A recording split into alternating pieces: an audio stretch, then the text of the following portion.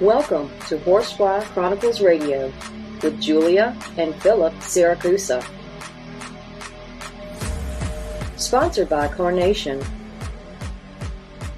Airing live on United Public Radio Network on 105.3 and 107.7 FM in New Orleans. This show's opening has been produced, edited, narrated by Gwen Luckett at gluckett.com.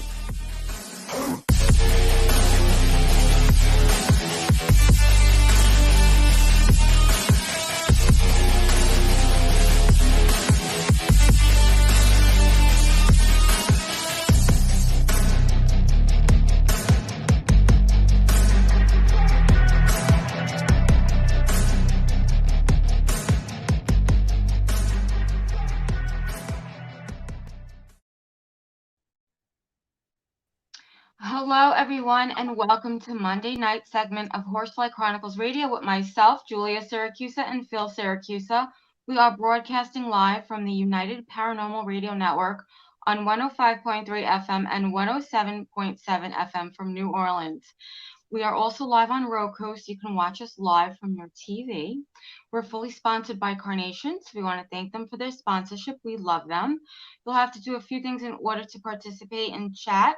Go to YouTube, UFO Paranormal Radio. You can also go to all of the Facebook stations, UFO Paranormal Radio Network, UFO Undercover with Joe Montaldo, News on the Flip Side, Twitch, SoundCloud, Podbeam, and of course, Horsefly Chronicles Radio. And if you have any questions for our guests, please ask. Tonight, guys, we have another amazing guest. So please welcome our friend Andrea Maria to the show. Tonight, we are going to dig deep into her story and how she realized she had these amazing gifts that she does. Through her research, she's learned at a very young child that she had deep roots in Salem, which helped her understand her gifts and how to use them properly with focus and meditation. She does help when necessary and offers her services to help in investigations and goes to Salem, and she gets to share stories with her family that still lives there. So please let's welcome her to the show. Welcome. Thank you. Thank you for having me. Thank you for coming on. So, Andrea, take us to the beginning of your story. When did you realize that you were different from like all the other kids? I was young. I was very young. When I was like, my parents said when I was like 5, 7 years old, I would say things that nobody else would know, and things I would tell them in my 5-year-old self would happen in their adult life, and they wouldn't understand how the connection was made. Then they kind of dismissed me a lot. They always made me feel like it was just, my imagination. I was a dreamer. Then when I was a little later in life, I was like, the know-it-all, that how did I find this out? Stuff like that. Anyway, when I lived in Brooklyn, there was we lived in an old brownstone house. This is where I grew up.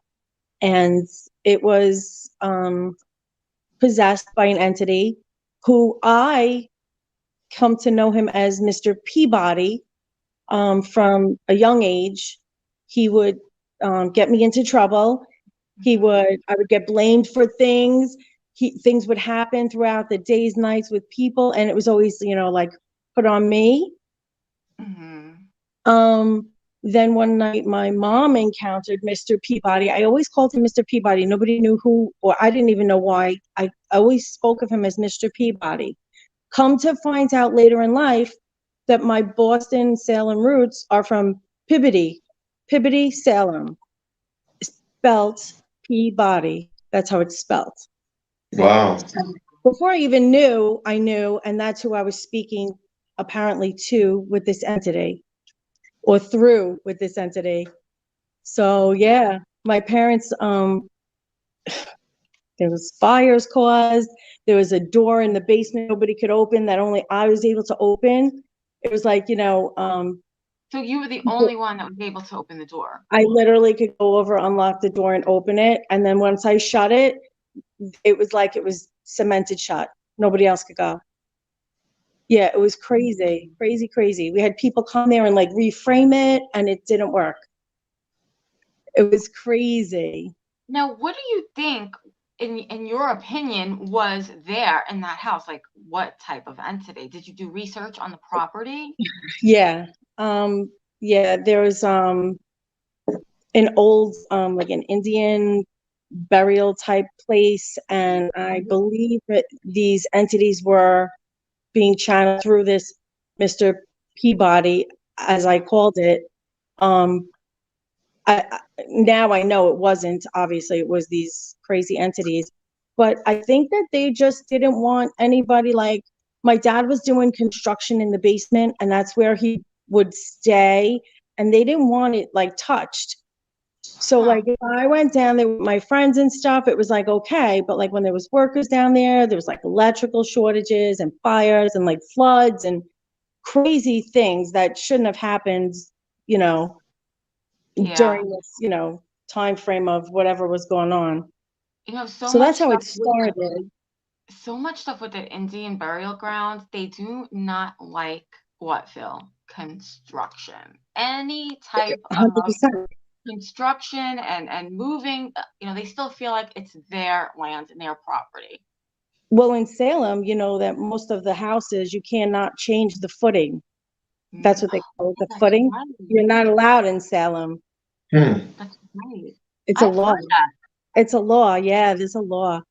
Mm-hmm. That's and now and now, you know, as an adult, I know why, but yeah. Yeah. So, that's interesting. You can't change. That's pretty interesting. Yeah, there's a law that you can't change the footing. Wow. That's crazy. Well, I mean, Well, it definitely makes sense. Yeah, placement energy, right? They don't, can't tamper with it. The Indians, I don't know, they're pretty strong. Once they take over land, no matter who's there after that. It. They don't want nothing to do with it. So you moved to Staten Island, I guess when you were like 12 years old, right? And yeah, I feel like every place that you lived in had some type of paranormal activity. Am I right? Yeah.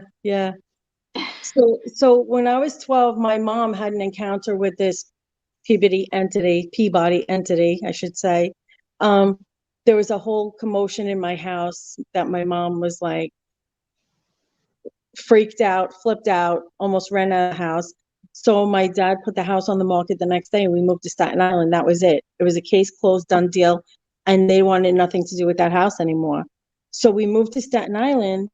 And when we moved there, everything was peachy keen, fine, this and that. I still like knew things about stuff. And, you know, I couldn't explain it. But then other things started happening in this new home that I lived in. And it's there when I had out-of-body experiences, and I met somebody, a few people that I had hung around with that actually we had these type of things in common, and we spoke of and we did research together, and together I realized what was really going on. It was me that we're attracted to, not that we moved into houses of this nature, you know.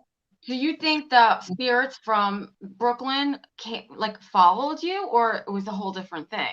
I think it was a whole different thing. I just think it was a different area, different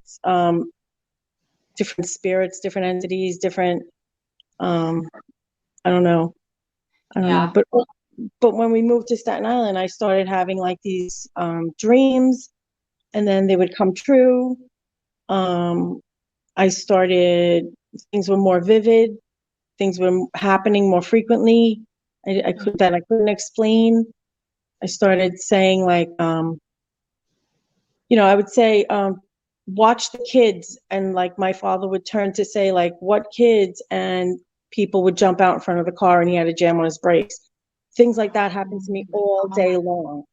So that's like kind of like a premonition, right? Kind of, sort of. Yeah. See, like I can't explain it. Sometimes, I I don't know if I'm like, Jewel, can I say that we've done investigation together? Like we've, Of course. okay, Yeah. so, Do whatever so you want. okay. So it's like when you and I were together that day and I kept saying the name, and we were thinking it was a totally different, like a person. And then we looked up and it was the street sign and it was exactly where we needed to be. Yeah. We couldn't explain that. And Yeah, there wasn't I like, don't we know. weren't meditating. We weren't, it was just, I just kept saying this name and I didn't know why, but this has happened to me my whole life about Yeah. a lot of things. Yeah, it's craziness. And I just accept it as a gift. yeah, and you're a lighthouse, so wherever you go, you're gonna, like you said, you're gonna attract whatever is there. I mean, there's things everywhere. You know, you pass a cemetery and you can get an attachment. 100%. Always. Yeah. So Let's talk about the out-of-body experiences, because I find that to be interesting, because I've had several of those. What happens to you when you have that? I'll never forget the first time it happened. I was watching a game show on TV. It was 1, 2, 3 in the morning. And all of a sudden, I felt something. It obviously was nothing. It was by myself in my bedroom. Pull my hair, and I felt my head go back, and it felt like I was getting pulled off the bed. And I remember opening my eyes, and I saw myself laying on the bed as I was being dragged. And I remember I hit my head on the corner of the room, and I just looked up, and I sat there, and I saw myself in bed sleeping, and I didn't know what to do. So I closed my eyes and I guess I prayed or whatever I did, but then it like snapped out and my dog jumped up. I had 2 big Akitas, jumped up and growled and ran. And that was the first time I ever experienced anything like that in my life. Jeez. You know, Yeah. it's interesting because I wonder But in I these. woke up and it was still said 1, 2, 3 on the clock. That's I why wonder if it's the entity doing that, from a traveling entity or spirit that does that to you. It kind of reminds me of what you're saying, of like one of those dreams where you try to run away and you can't run away from whatever's chasing you. And it's like you're trying, and then you can feel the goosebumps in the dream and it just comes Right. in. And then you try to have yourself out of it. Yeah, it was rough. And then I had a dream about I was hanging out with a bunch of people and we were doing stuff as far as magic wise, gray magic was it? And we had um we had an experience and we heard a growl and lights flickered and it was a big deal. And we um we finished what we were doing, seance-ish, I guess, if you will. And that night, I remember I had a dream. It was a gray face with a pink tongue, and it was holding me down. And I was opening my eyes, and I couldn't get up. I had like sleep paralysis almost. And it didn't say anything, but it was holding me down. And I once again closed my eyes. And I prayed. I don't know what I do, but whatever it is, it works. It jogs me out of it.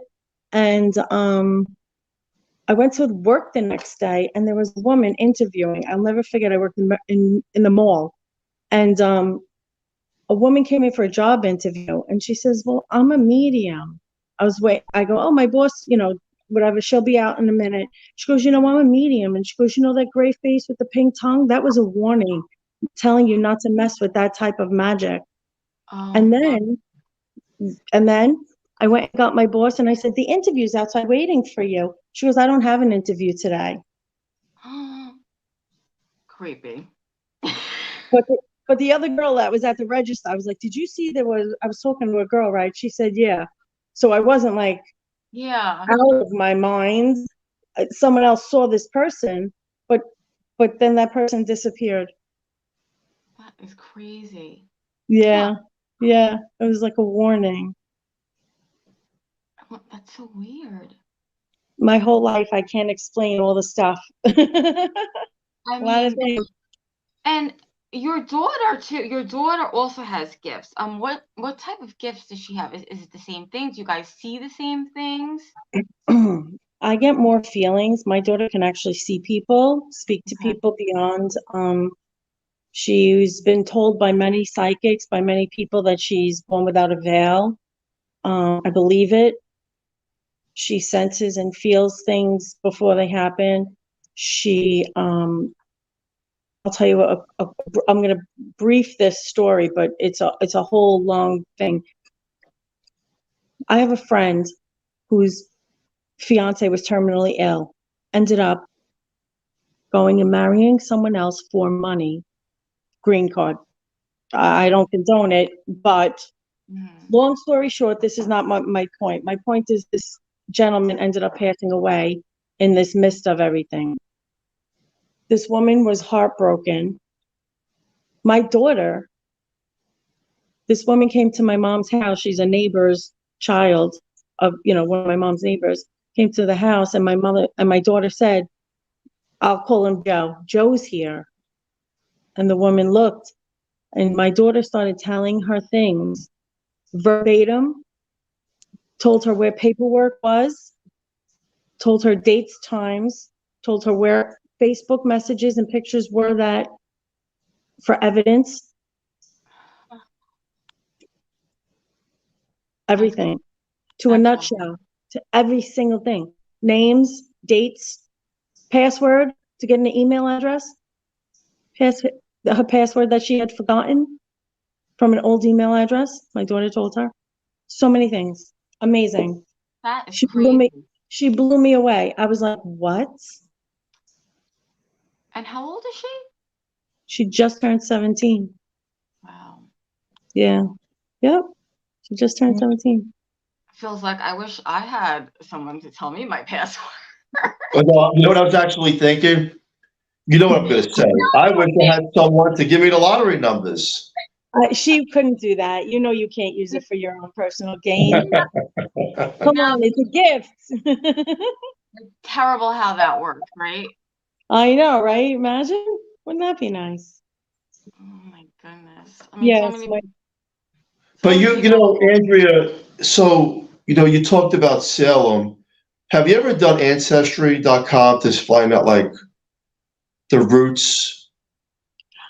I have not. My daughter has done the 23andMe thing for genetics, but she's not done Ancestry. So my grandma's sister was the grand marshal of the parade every year, and they're very well known. And my Aunt Jo, God rest her soul, now she's passed. When I was little, she would sit me on her knee and be like, you need to go to Salem. You could come, you can stay with me. And I never understood. Like, she never told, and like my brother, my sister, my cousins, like it was always only me that she would always come to. I never knew. I was like, oh, I guess I'm Aunt Jo's favorite. I guess now I know why it was me all the time. She was the matriarch of, but I've never done. I should do it. But when we go there, every time we go to Salem, my family lives in the Willows, which sounds pretty cool, right? Yeah. We live in the Willows, deep in the Willows. So when we go there, we have all stories and things. Yeah, like what kind of stories do they tell you? Like, what did you really find out? Like, what are some of the stuff that you found out about your family? About my family. My family is very private, and unfortunately, they don't want me to share many of their as being with understanding. I have to say, I get it. Yeah. There's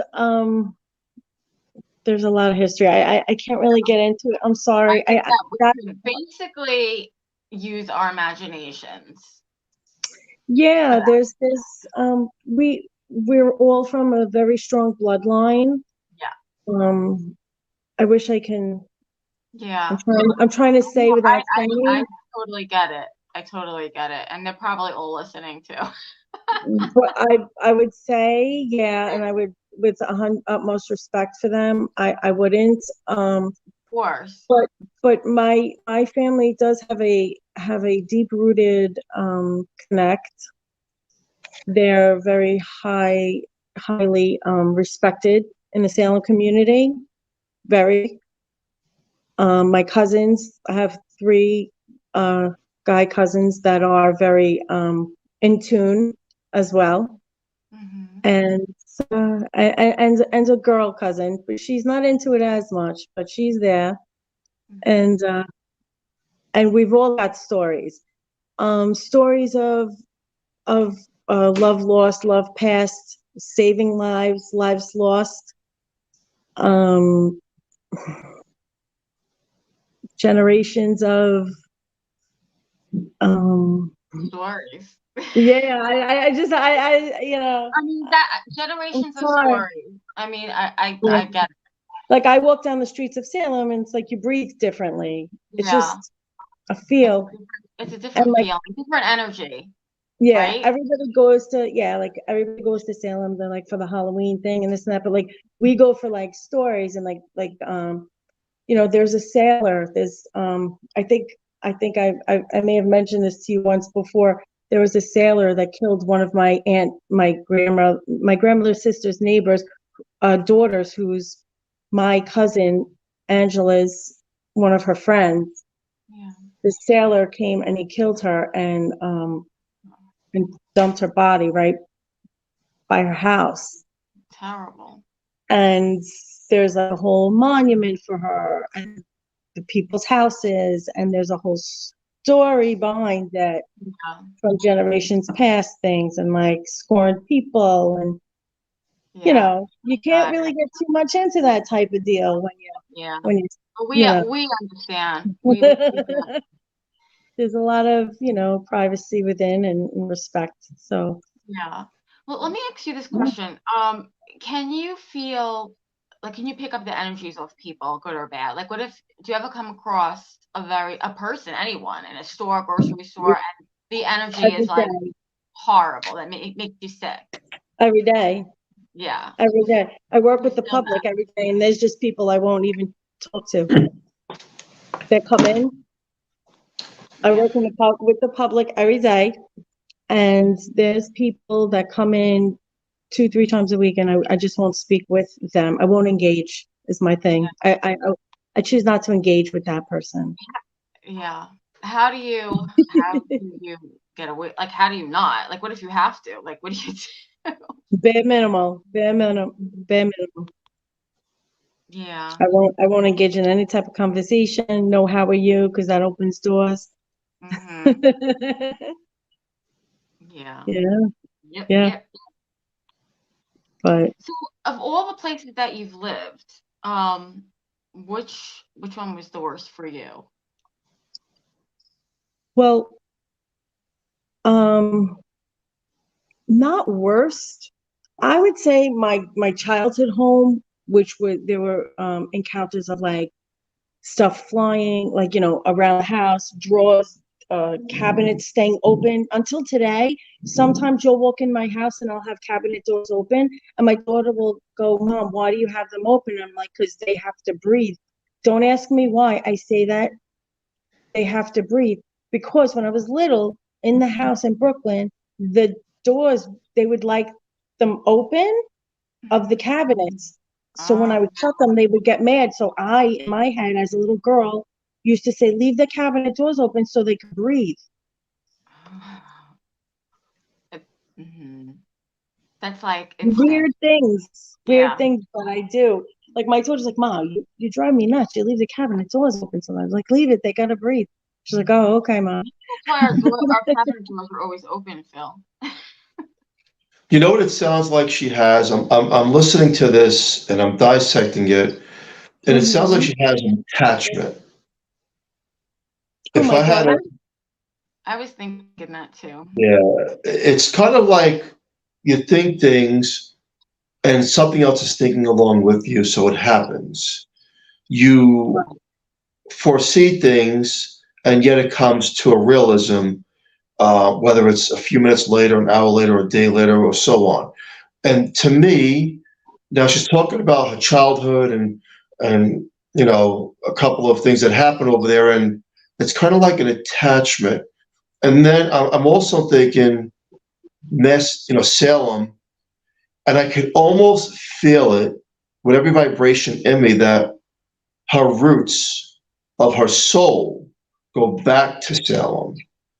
And somehow, through essence of reincarnation, coming back into the physical realm, also comes an attachment. And it doesn't necessarily mean that it's such a bad thing. It just means that it's kind of part of like a soul group that comes along with you. And I feel like it protects you in a way, because if it didn't protect you, I don't think you'd be talking on the radio. A soul group, Phil, you said a soul group? Yeah. She always says we when she talks. I said, who's we? And she goes, oh, me, myself, and I, all the time. When you said that, I just was like, holy cow, yeah. Yeah. So I feel that. And that's important for the listener out there too, because some of us don't realize that we have attachments, and they're also trying to help us, guide us. Have you felt like, when you go to Salem, do you feel like you belong there at some points? Like I breathe differently. We breathe. We all do. Me and Jules will go there. We breathe differently. My daughter in Staten Island in real time is very shy, quiet, introverted, very smart. When we go to Salem, she's a different person. She'll be like, let's go. Come on. I know this like the back of my hand. Like she's been there. Whether we've been down that street or not, she knows it. She knows where to go, where to turn, where everything is. We talked about that too. She's been there before. Most definitely. That's what I'm picking up. It's a blood connection. It's a spiritual connection. Her daughter has the connection to the spirit realm as well. Andrew, let me ask you a question. Your thoughts on, I believe in it, your thoughts on reincarnation. I 100% believe in reincarnation. Yeah. I 100% believe in it. I think that my daughter is an important key player in Salem, because I can't even explain it. She'll walk into a store and know like where the sugar is. And I'm like, you've never been here. How do you even know the store had sugar? Like, it's just so random. And she'll tell stories about like the street or the street name. And I'm like, did you research it? She goes, no, Ma, I just know, I must have read it somewhere. Nah, no, you didn't. Like in my head, I'm like, no, you didn't. No, you knew that. It just flows, when it's something just flows rather than, yeah. So she's amazing, my child. God bless her. She's going to say, why are you so bad about me? Well, what's important going through life, you engage with your attachment in a way where it's almost as if you're talking to someone or something that you can't see, but they guide you through this realm and they protect you as well. And then, of course, there are also negative entities that don't like people being protected. I know that. Julie knows that. And they're here to guide you on the path that you should be, and through an intuition, give you the right decisions to make. As hard as it may come to be, they always ultimately give you the correct decision of, no, you may want to do it this way, but it'll hurt in the long run, so we're going to go this way. And that's important, because when you have that kind of spiritual connection, it helps you through life. It helps you get through obstacles that you can't get through with your mind, but they can get you through, and you follow that through a form of telepathy and intuition and a state of consciousness where you're making the right decisions. You don't have to think about it. Right. And I just I've asked her multiple times, like, where do you want to go away to college? Do you want to, now is like college tours and stuff. She's a junior. She's going to be a senior next year. We're getting ready for all this. She's very smart. You know what she says, right? I'm going home. She wants to go to Salem University. Wow. Wow. Going home. I think she's going to be happy there. I mean, that's where her, she. Yeah. That's it. That was her answer. What are you studying? Nah, going home. Okay. That's where you want to go. Yeah. I think we get pulled in these directions, and that, it's everything just falls into place sometimes. Yeah. See, she has that a totally different gift than I do. I just get feelings. I'll say things, I'll get feels. I know something else you and I were speaking of one time. You were doing an investigation. I'm not even going to say who, what, where, why. But remember when I texted you and I said, "Why is my face wet?" And you told me where you were. Do you remember that? Yes. She's talking about the Legend of Crossbay case. Okay, I didn't know if I was allowed to say who, what.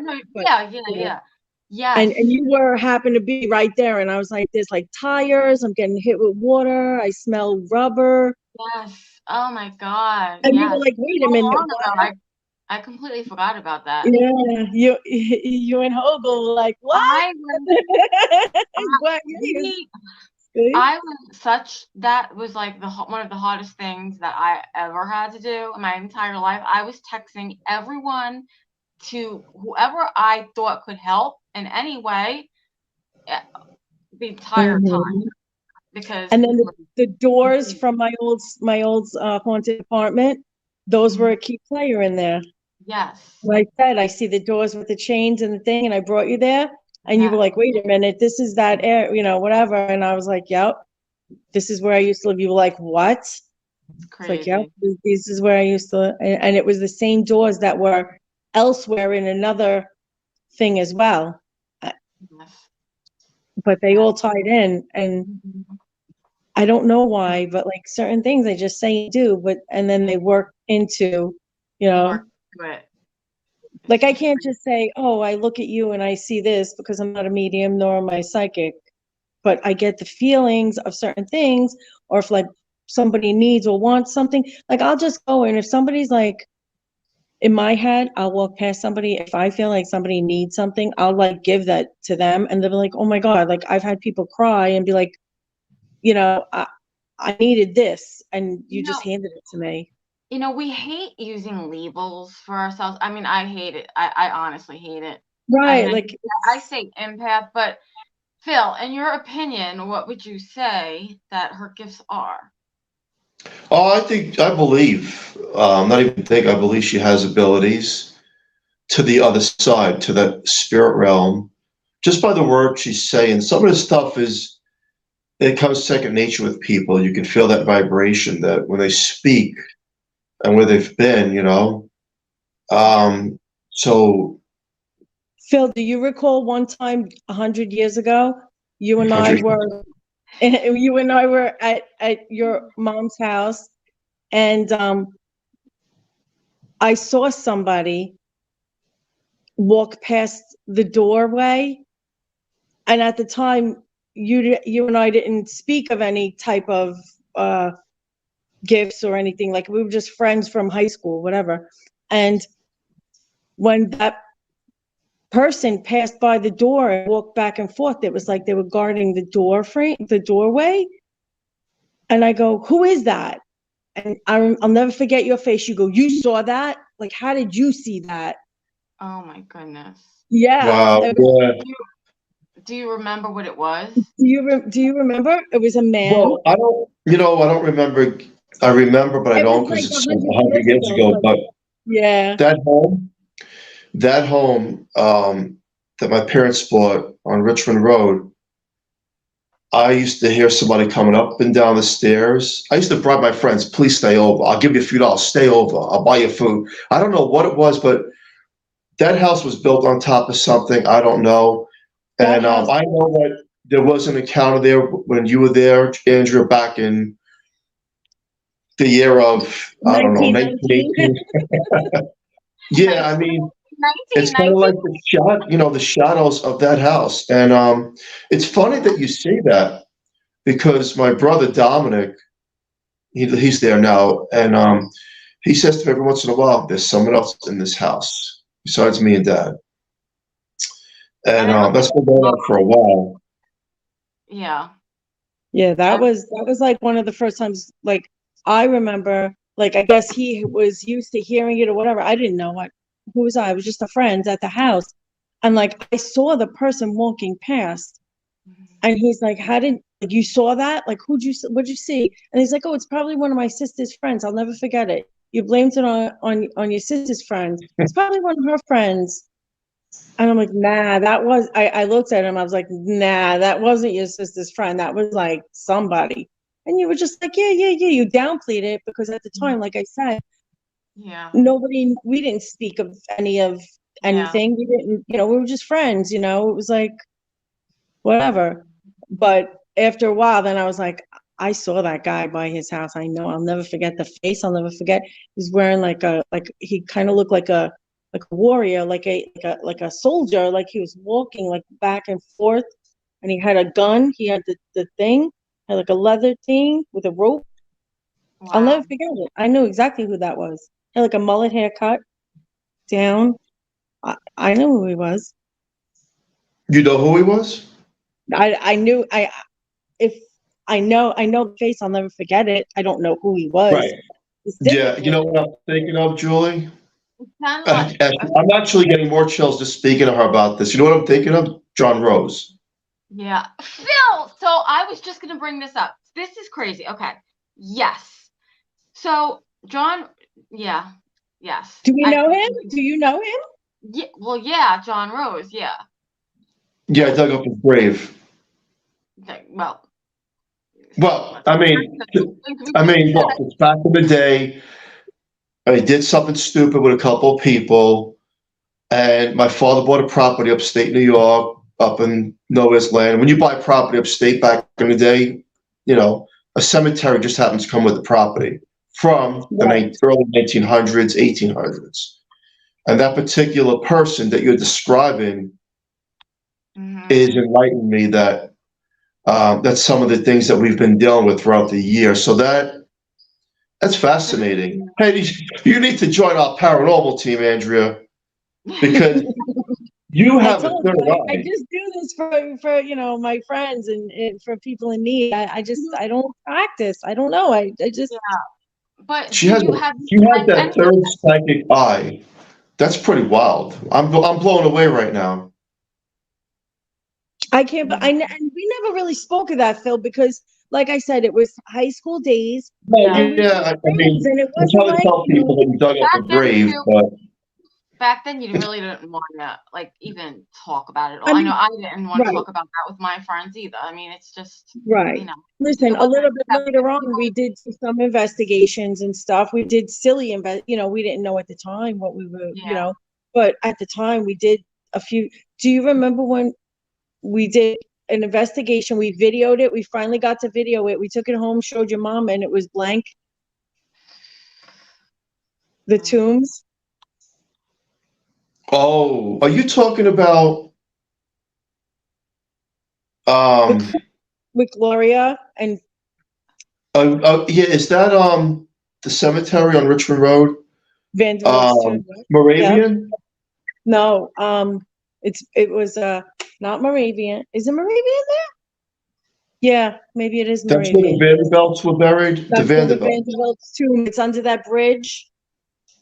That's the Vanderbilts. Yeah, the Woolworth is buried there. The Vanderbilts, the richest people in the world, were buried way back in there. It was so beautiful.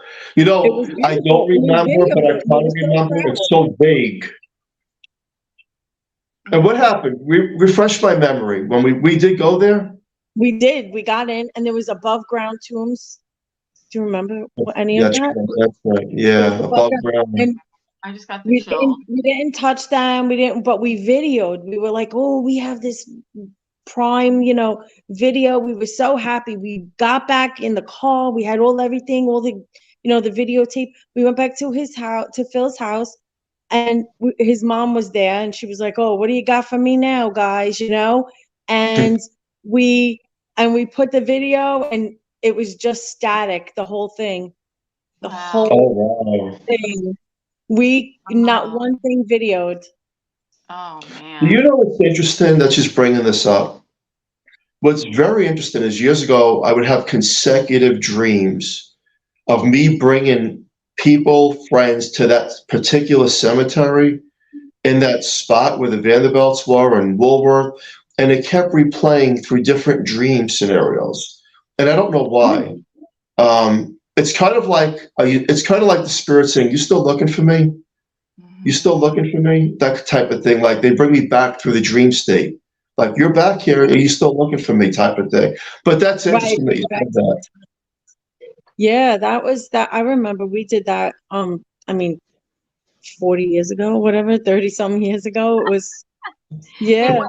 It was like 30 years ago, right? 35 years ago. And for the listener out there, yes, I did tour guides that I didn't even know what I was doing, but that's why I did it.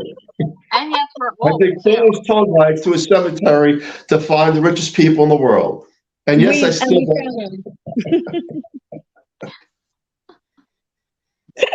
That's funny. I mean, you can't make that stuff up. It's hysterical.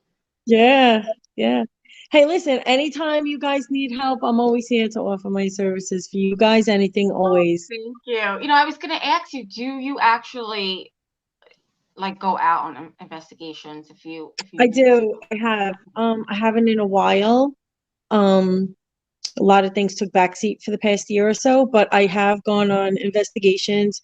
I actually had an event, the old Santander Bank on Bay Street, the original Santander Bank. We did an investigation. Yeah, we did an investigation there a few years back with a bunch of friends. And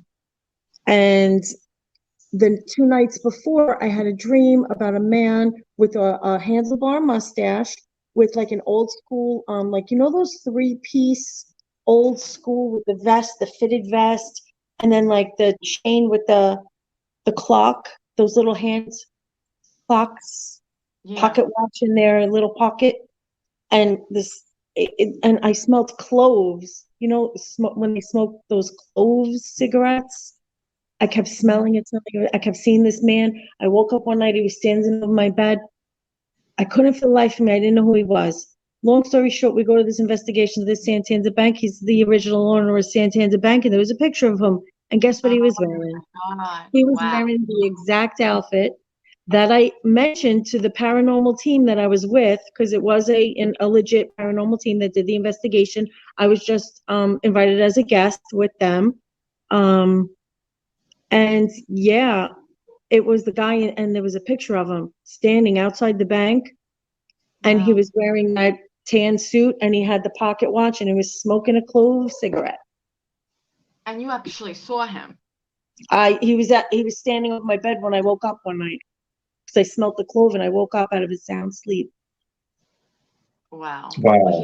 And I told my friend Jen, and I told her husband before we went, this is what I saw, this is what I dreamt of, this is what I had. I don't know what it means, but when we get there, we'll find out. I'm so grateful that I told them that, because they would have never believed that I even had it down to the cigarette, what the guy was wearing in the picture, the pocket watch, the color of his suit, the handlebar mustache, and he was smoking the hand-rolled clove cigarette in the picture. Wow. And it was in the basement. It was found in the basement of the bank, the picture, when we were down there. You should utilize your gifts more often with teams, because you could help different people, especially people who need closure, people who think that they'll never speak to a loved one again. I always tell people that it's not over.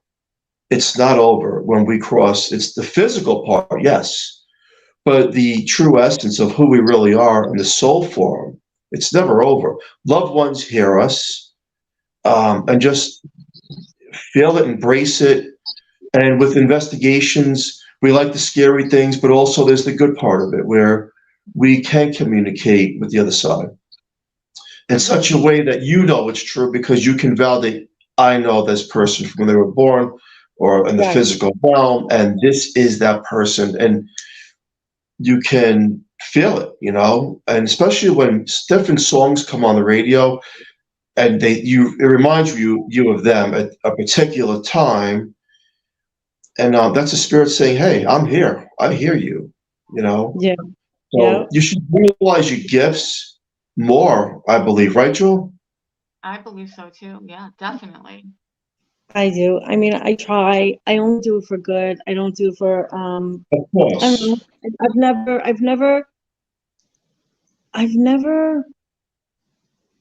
I guess I never thought of it that way, to be honest. I just always think of it as a gift, and if it's a needed thing, I'm there. Yeah. If it's a needed tool, you'll use it. Right, But right. Yep. That's amazing. I definitely agree with Phil, for sure. And I'll tell you, to the listener out there, Julie, I'm kind of jealous because we've never been to Salem. And how many guests do we have on our radio show that say, and Salem, and Salem, and Salem, and this, you have to go to Salem. And, well, if anybody wants to take us to Salem, pick us up. Come on, let's go. I'll take you. You could stay in the Willows with us. I'm not even joking. Like, this is not even a joke. Like, we want to go, but I can't, the night driver doesn't agree with me. So.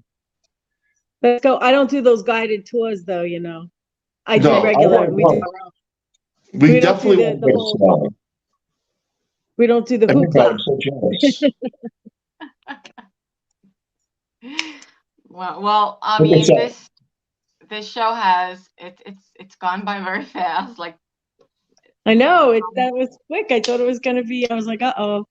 It flies. It really does fly by. But we want to really thank you for coming on tonight. Thank you for having me. Great guest. Definitely use your abilities to help others and move forward now more, because just by listening to you tonight, you have these gifts and you can help people, and you do have an attachment, but I believe it's a good attachment in a way where it protects you, and then you can help others too.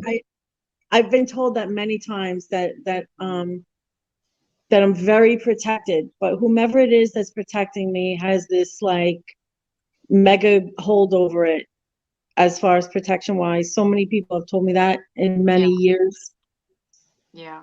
So I believe it. I do, honestly. I think that's why I do only for good. Yeah. And if anybody would want to get in touch with you, where could they get in touch with you? I don't know. My Facebook page, maybe. Instagram. I don't really have any, my email. I don't know. Well, what's your email? Actually, they can reach you on your Facebook, if they have any questions. Actually, you're my first book, The Horsefly Chronicles.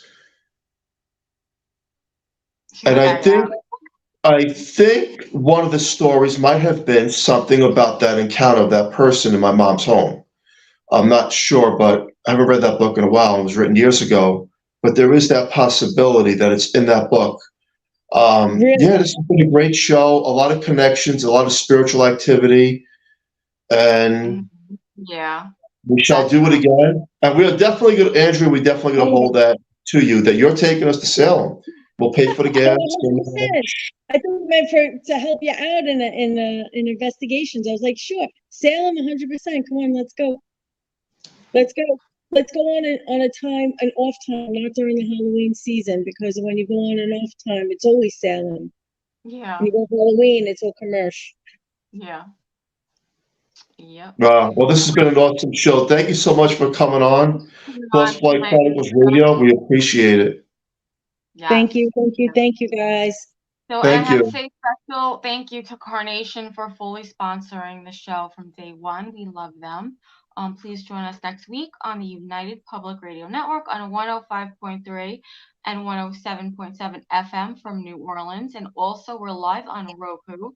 And Writers of the Future is giving away a free trip to Hollywood, Los Angeles. So we will have more info on that. So stay tuned for that.